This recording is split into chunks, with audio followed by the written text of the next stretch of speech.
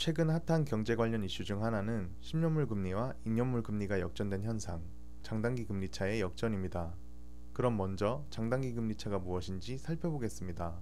장단기 금리차에서의 장기 금리는 10년물 국채 금리를 뜻하고 단기 금리는 2년물 국채 금리를 뜻합니다.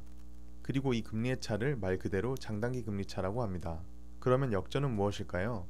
당연하게도 돈을 더 오래 빌려주는 사람에게 더 높은 이자를 줘야 합니다. 10년물 금리가 2년물보다 더 높아야 상식적인 경제 상황인데요.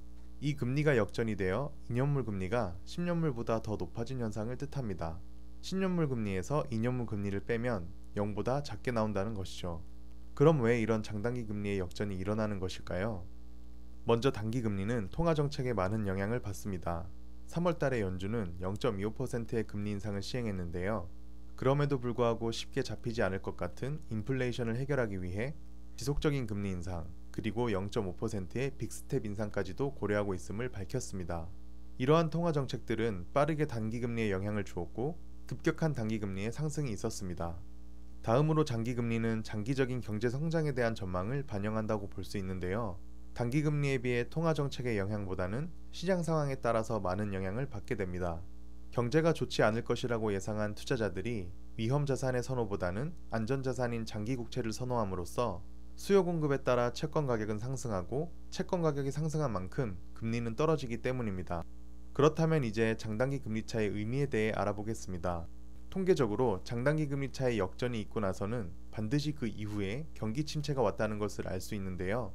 그렇기에 많은 투자자들이 큰 신뢰를 하고 있는 지표 중 하나입니다. 이러한 역사적 사실만으로도 심리적인 부분에서 투자에 대한 우려감을 심어줄 수 있기에 시장의 수급이 한층 꺾일 수 있습니다. 또한 장기적인 경제 전망이 어둡기에 장단기 금리차 역전이 일어났다라고 생각할 수 있습니다. 따라서 이제 경기 침체가 오겠구나 라는 마음으로 위험자산인 주식에서 안전자산으로의 이동이나 현금화를 하게 되는 계기가 될 수도 있습니다. 어찌됐든 저찌됐든 장단기 금리차 역전은 시장에서는 우려의 대상으로 볼 수밖에 없는데요. 그렇다면 이제 투자하던 모든 주식을 매도하고 현금화를 하면 되는 걸까요? 그 전에 먼저 생각해야 될 것이 있습니다. 주식시장을 떠나고자 하는 이유가 장단기 금리차 역전이라면 왜 장단기 금리차 역전이 일어났는지 살펴보는 것이 필요할 텐데요. 아래의 그래프를 보면 2년물, 10년물 모두 금리가 상승하고 있지만 2년물의 금리가 더 급격하게 상승하고 있기에 금리차 역전이 발생한 것을 알 수 있습니다. 장기적인 경제 침체를 우려하여 장기 금리가 급격히 하락하고 있는 모습은 아니라는 것입니다. 또한 장단기 금리 역전 이후에 바로 그 다음 날, 그 다음 주, 그 다음 달의 경기 침체와 함께 주식시장에 폭락이 온 적은 없습니다.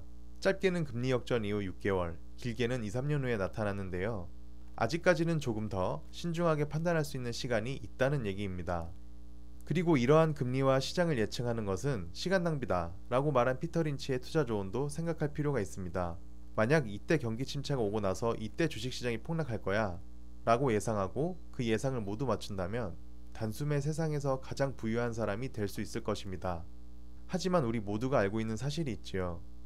예상하고 있는 폭락은 오지 않는다. 아무도 폭락이 언제 올지는 알 수 없습니다. 따라서 장단기 금리차 역전 현상으로만 투자 판단을 내리기보다는 조금 더 다양한 경제 지표들과 의견들을 종합하여 판단을 하는 것이 필요한 시기입니다. 오늘은 대표적인 투자 지표인 장단기 금리차에 대해서 알아보았는데요. 오늘 내용 참고하시어 투자하시는 데 도움이 되셨으면 좋겠습니다. 그럼 오늘 영상도 시청해주셔서 감사합니다.